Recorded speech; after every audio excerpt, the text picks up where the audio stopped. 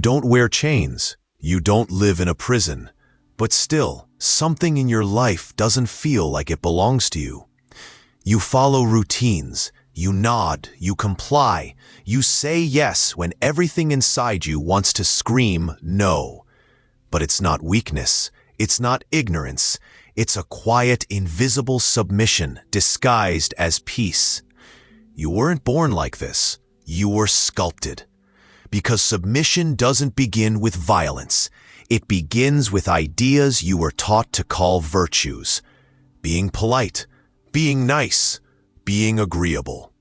But beneath these golden masks, you've been trained to betray your own will, again and again, until the betrayal became your personality. Nietzsche saw this with terrifying clarity. The man who obeys no longer knows what he desires, only what he must do. That's the horror. You're not forbidden from dreaming, you've simply forgotten how to want. You confuse stillness with calm, when in fact it's suppression. You label your silence as maturity, when it's fear. You call your exhaustion discipline because it sounds nobler than defeat. And the world applauds, because a submissive spirit is easier to manage than a free one. Foucault called this the modern power, a force that no longer chains your mind. It doesn't scream, it whispers. Through expectations, through smiles, through phrases like, "Don't be difficult, be grateful, don't make a scene." You've memorized these whispers so deeply, they echo in your decisions. And every time you choose comfort over confrontation, every time you abandon your truth to avoid conflict, another piece of you dissolves into the script. But what if I told you that this script is built on 9 emotional triggers, each one carefully planted, reinforced, and recycled until your submission feels like your nature? They come disguised as affection, responsibility, or peace, but they are weapons. Not obvious, not loud, subtle, psychological, and devastating. These are the triggers that make you fear disappointing others so much that you shape-shift to please. The ones that convince you that guilt is proof of morality, that pain is a sign of loyalty, that obedience makes you lovable. This isn't love. This isn't peace. This is programming.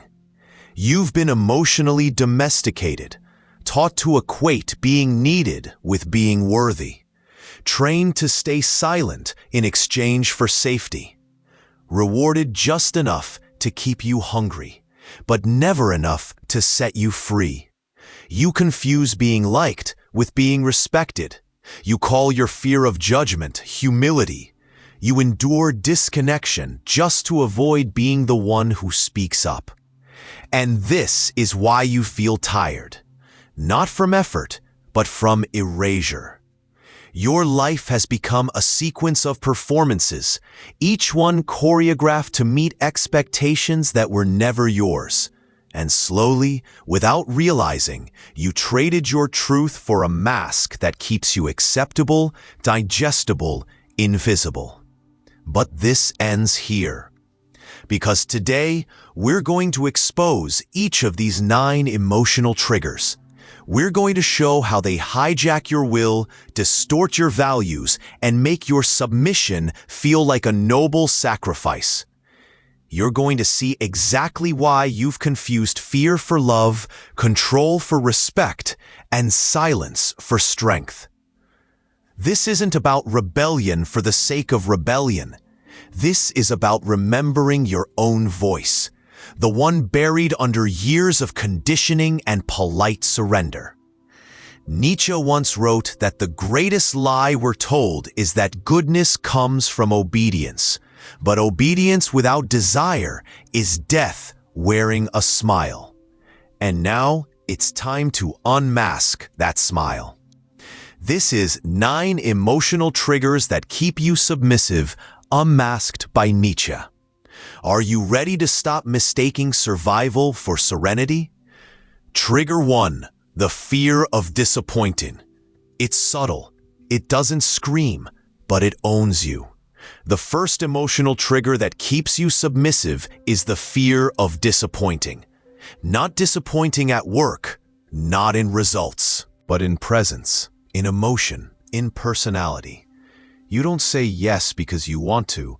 You say it because no feels like betrayal. You smile, not out of joy, but because silence would make things awkward. You sacrifice rest, peace, and truth to keep being what others expect, because somewhere along the way, disappointing people became more terrifying than betraying yourself. And here's the real wound. You've come to believe that love is conditional, that affection is earned through consistency, availability, self-denial. You fear being called selfish, cold, distant. So you soften, you explain, you comply, and little by little, you vanish. Nietzsche said, "You sacrifice yourself for the applause of the weak." And you do, though not for vanity, for survival. Because without their approval, you feel disoriented, disconnected from value itself. But let's ask the question no one dares to pose. If someone only loves you when you obey, do they love you, or the version of you that makes them feel safe? This fear, this trigger, is not about morality. It's not about being good. It's about control disguised as love.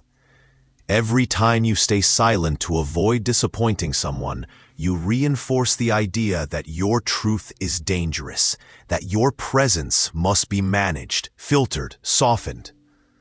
But real love doesn't need a performance. Real respect can handle disagreement. And true presence doesn't come from being liked. It comes from being known, even if not everyone understands. And if you're still here, if something in you refuses to keep pretending, then consider this space a mirror, a place where fear loses its disguise. If this first trigger already feels too familiar, imagine what the next 8 will reveal. So if you're ready to keep walking through these layers, consciously, subscribe and like this video. Not for me, for your own clarity, as an act of choosing truth over performance. Trigger 2, the inherited moral guilt. This one is disguised as conscience, but it's not. The second emotional trigger that keeps you submissive is inherited moral guilt, the kind of guilt that was planted before you even knew how to choose. You don't question where it came from because it was handed to you like sacred law. Wrapped in phrases like, be good, don't be selfish, think of others. But beneath those commands, something more dangerous was installed, the belief that your needs are a threat to love. You've been praised for being generous, selfless, giving, but that praise came with a cost. The more you erased yourself, the more you were applauded. And now, whenever you try to protect your space or even speak your truth, guilt strikes like a whip, reminding you that your desires are sins, not signals. This isn't compassion, it's a psychic leash. You weren't taught ethics, you were trained in submission. You weren't taught how to feel empathy, you were taught how to disappear with grace. And the guilt you carry isn't the result of doing harm. It's the result of choosing yourself in a system that told you that virtue means obedience, even to your own suffering. Nietzsche would call this slave morality, a code invented not to liberate you, but to keep you manageable. When your actions are driven by fear of moral failure rather than true clarity, you are not being ethical, you are being conditioned. The hardest part? You still believe that guilt is a sign of goodness, that if you don't feel guilty, something must be wrong. But ask yourself this: why should protecting your own peace feel like a crime? Why does saying no feel like betrayal? Who convinced you that love and duty are the same? Guilt is not a compass, it's a collar. And until you recognize it, you'll keep calling your own boundaries selfish. You'll keep staying in roles that drain you, friendships that guilt trip you, obligations that have long outlived their meaning. To break this trigger is not to become cruel. It's to become sovereign. It's to realize that real morality does not require self-destruction, and that sometimes the most ethical act is refusing to abandon yourself for the comfort of others. Trigger 3. The intermittent reward. Not all prisons have bars. Some use breadcrumbs. The third emotional trigger that keeps you submissive is the intermittent reward, the pattern of receiving affection, validation, or approval just enough to keep you hooked, but never enough to set you free. You stay, not because you're fulfilled, but because every now and then, they give you just enough to remember what hope felt like. It's the text that comes after 3 days of silence, the compliment after months of coldness, the apology that sounds real until the pattern returns, and you hold on, not to what is, but to what might be again. You live in emotional debt, hoping to collect what was never promised and rarely given. This is not love. It's behavioral conditioning. You're not irrational for staying in toxic dynamics. You've been neurologically trained. The dopamine hit, the surge of temporary relief when affection is finally offered, binds you to the cycle. Not because you're weak, but because your brain is begging for stability in a connection built on unpredictability. This is how control hides behind kindness. A single gesture of warmth undoes weeks of emotional starvation. You question your anger. You second-guess your gut. You tell yourself they're trying. You convince yourself to wait a little longer. But ask yourself, why is their love a reward you have to earn by enduring pain? Why must you prove your worth through suffering just to receive scraps of connection? This is a loop, a trap. And the longer you stay, the more your self-worth begins to mirror the rhythm of their inconsistency. Highs and lows become the only way you feel alive, until peace feels boring and stability feels unreal. You've been programmed to chase closure that never comes. And Nietzsche would recognize this as the psyche's attempt to assign meaning where none exists. You try to make sense of the cruelty. You romanticize the fragments. You believe that enduring will somehow be redeemed. But this is not a story of growth. It's a pattern of manipulation. Freedom begins when you stop reacting to the crumbs and start asking why you ever settled for less than fullness. Real love doesn't reward you for pain. It meets you in honesty. And the moment you stop chasing the next drop of approval, you stop being their puppet.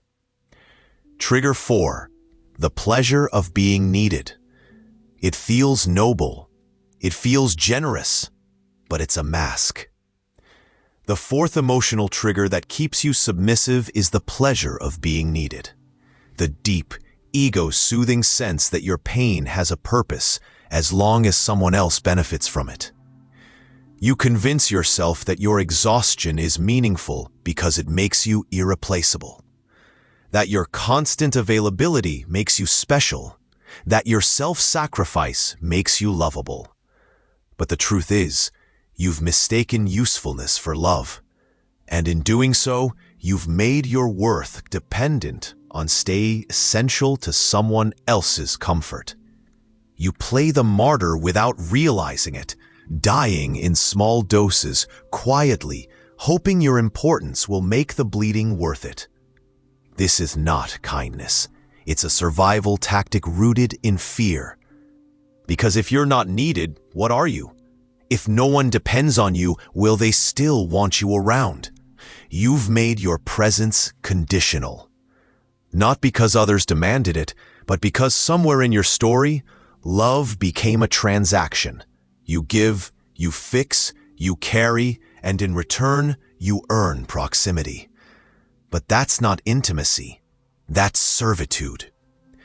The pleasure of being needed is seductive because it gives you control while disguising it as care.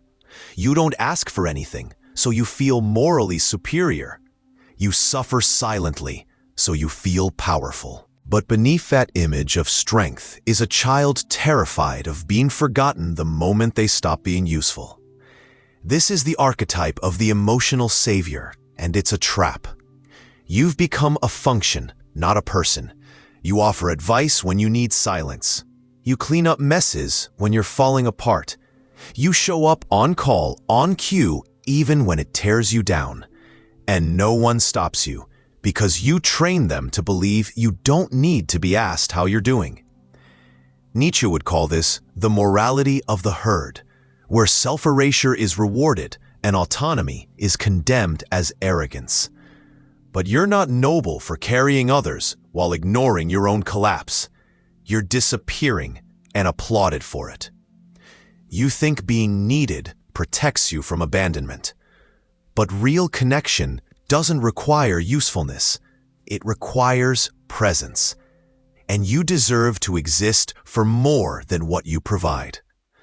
The day you stop being their emotional tool is the day you start becoming whole. Trigger 5. The fear of being judged. This one is invisible, but it shapes your every move. The fifth emotional trigger that keeps you submissive is the fear of being judged, not just criticized, but seen in a way you can't control. You've crafted a persona carefully designed to avoid discomfort, agreeable, polite, restrained. And every time you feel your truth rising, you silence it.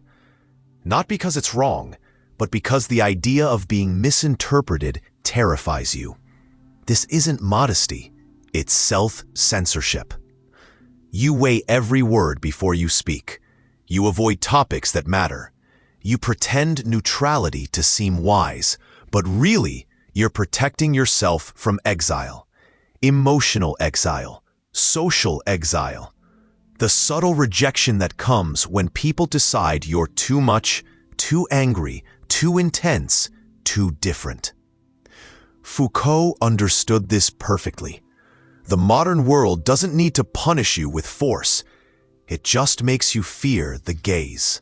The watchful, silent gaze of others, friends, family, strangers online, that makes you shrink before you even realize it. You've internalized that gaze. Now it lives in you.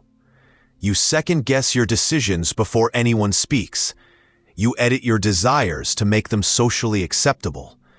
You withhold your real thoughts because you'd rather be silent than be labeled difficult, sensitive, or selfish.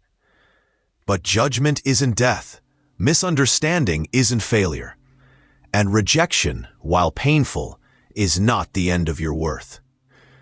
You fear judgment because you've made others the arbiters of your value, and that fear keeps you docile. You don't say what you mean. You don't do what you believe. You hesitate. You delay. And eventually, you conform. But here's the truth. Some people will judge you. They'll twist your silence into agreement. They'll resent your boundaries.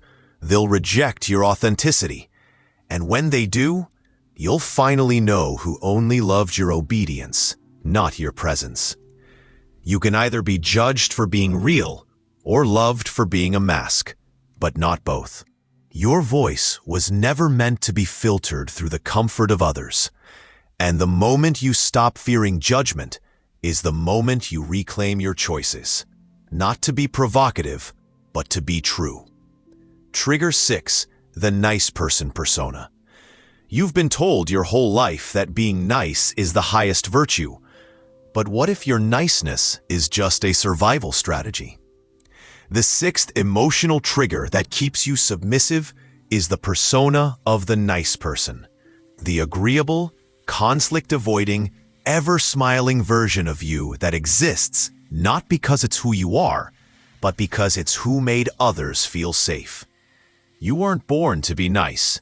You were trained to be. Trained to soften your tone when you're angry, to nod when you disagree, to laugh when you're hurt. Because every time you showed real emotion, rage, grief, intensity, it was labeled too much, and so you adapted. You silenced the fire and became digestible. But niceness is not kindness. It's compliance with polish. It's not about connection. It's about self-protection. You've mistaken being liked for being accepted. You've learned to anticipate everyone's needs while neglecting your own. You wear politeness like armor, hoping it will protect you from conflict, rejection, or abandonment. Nietzsche was brutal in his clarity here. The good is only the tamed. And that's what happened. You weren't nurtured into goodness. You were tamed into submission. You were rewarded for swallowing your truth, praised for being easy to handle, and slowly detached from your own instincts. And now, you don't even recognize when you're angry. You don't trust your gut. You second-guess your emotions, fearing that expressing them would make you a burden, or worse, unlovable. But what if I told you that your suppressed emotions didn't disappear? They hardened. They turned inward. And now they echo as fatigue, apathy, resentment, because you've spent years packaging your pain into a version of you that people find pleasant. But real relationships don't require pleasantries. They require presence. The nice person persona is not sustainable. It breaks. And when it does, those around you, those who only loved your compliance, will be shocked. They'll say, "You've changed," but you haven't. You've simply stopped pretending. You're not here to be tolerated. You're not a background character in someone else's comfort. The day you drop the mask of niceness is the day you become visible, not as someone safe, but as someone real. Trigger 7. The identity built on approval. Who are you when no one is watching? Do you still exist when there's no one to impress? The 7th emotional trigger that keeps you submissive is the identity built entirely on approval. You've become so fluent in reading people's expectations that your personality has slowly become a mirror, reflecting what they want instead of revealing who you are. Every compliment shaped you. Every criticism rewired you.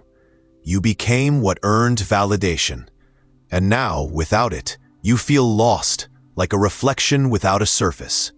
This isn't self-development, it's self-erasure. You've learned to speak in tones others like, to move in ways that make you seem acceptable, smart, safe. And whenever someone disapproves, it feels like a collapse, because somewhere along the way, their approval stopped being feedback and became your identity. You're not living, you're performing. And the tragedy? You're rewarded for it. The more you adapt, the more you're praised. But that praise comes with chains, because to keep receiving it, you must keep abandoning whatever doesn't fit the script. But real identity doesn't beg to be approved. It exists even when the room grows quiet. It chooses integrity over imitation. Nietzsche would call this the death of the self, the moment you stop becoming and start performing, when who you are is no longer shaped by will, but by mirrors. You fear disapproval not because you're weak, but because you've confused being liked with being real. And that fear keeps you imprisoned in a character you didn't choose. But ask yourself, who would you be if no one clapped, if no one noticed, if you could no longer shapeshift to fit someone else's mold? The moment you stop living for applause is the moment you begin remembering your original shape, the one that existed before feedback, before fear, before performance. You don't need more approval. You need to stop renting your identity from other people's eyes. Trigger 8. The avoidance of conflict. You call it peace, but it's really paralysis. The 8th emotional trigger that keeps you submissive is your avoidance of conflict. You've confused silence with maturity, distance with harmony. And every time your instincts rise in protest, you swallow them, hoping that if you stay calm enough, quiet enough, agreeable enough, the storm will pass without needing to be faced. But it doesn't pass, it builds. You weren't taught to handle conflict, you were trained to fear it. Maybe you grew up in a home where disagreement meant danger, where speaking up led to punishment, rejection, emotional withdrawal. So you learned to keep the water still, even if it meant drowning below the surface. Now, you flinch at confrontation.